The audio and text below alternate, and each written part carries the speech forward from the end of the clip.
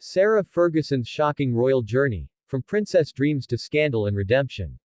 Welcome back to Crown Chronicles, where we dive deep into the most fascinating stories behind the palace walls.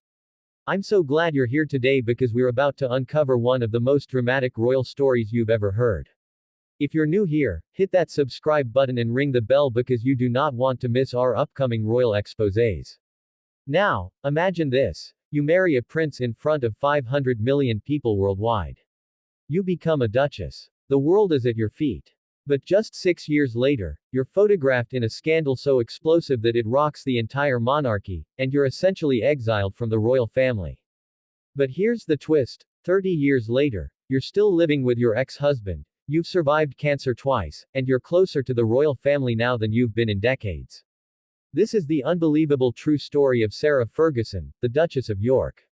And trust me, it's wilder than any Netflix drama. The fairy tale beginning. Let's rewind to 1986. Sarah Ferguson, known to everyone as Fergie, wasn't your typical royal bride. She was a working woman, a publishing assistant with red hair, freckles, and a personality that royal biographers described as refreshingly normal. Princess Diana actually reintroduced Sarah to Prince Andrew at Royal Ascot. They'd known each other since childhood, but this time, sparks flew. Within a year, they were engaged, and on July 23, 1986, the world watched as Sarah married Prince Andrew at Westminster Abbey in a dress with a 17-foot train. The public loved her. She was fun, relatable, and brought energy to the stiff royal protocols.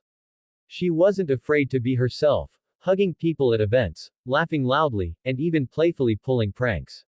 The media called her a breath of fresh air. The cracks begin to show. But behind the palace walls, things weren't as picture perfect. Andrew's naval career meant he was away for months at a time, 40 days the first year of marriage. Sarah was left alone, navigating the brutal royal protocol and an increasingly hostile press. And the media. They turned on her fast. They criticized her weight, calling her the Duchess of Pork. They mocked her fashion choices. They scrutinized every move she made. The same woman they'd celebrated was now their favorite target. Sarah later admitted she struggled with the constant criticism and feeling isolated within the royal system. She said she felt like she was not good enough, and that the institution didn't know what to do with her modern, independent spirit. The scandal that changed everything. In 1992, everything exploded. Sarah and Andrew had already separated, but what happened next shocked the world. Paparazzi photos surfaced of Sarah on vacation in the French Riviera with American businessman John Bryan.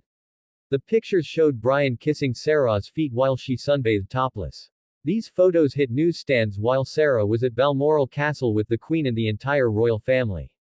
Can you imagine? The humiliation was international. Sarah described it as the worst moment of her life, saying she wanted the ground to swallow her whole.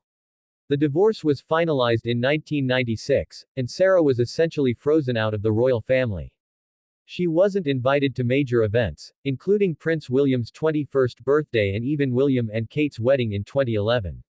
The financial freefall. But the drama didn't stop there. Sarah's financial troubles became public when she was caught in a cash for access scandal in 2010. An undercover reporter filmed her allegedly offering access to Prince Andrew for £500,000. She was reportedly £5 million in debt, having lived beyond her means. For years. Sarah later said she was in a desperate state, and made terrible decisions.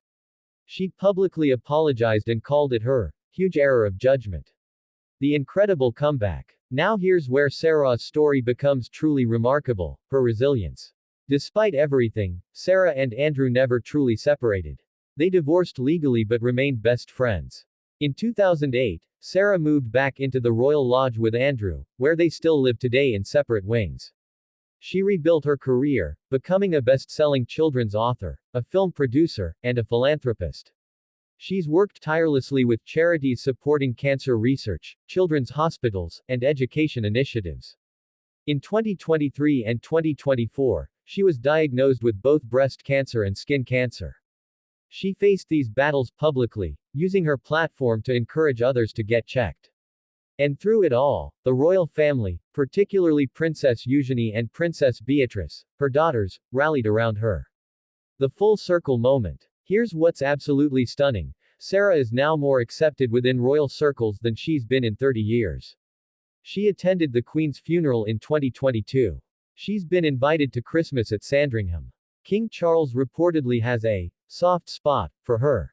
She's even addressed her past publicly, saying she's made peace with her mistakes and learned to forgive herself. In interviews, she speaks about her journey with remarkable honesty, admitting her failures but also celebrating her growth.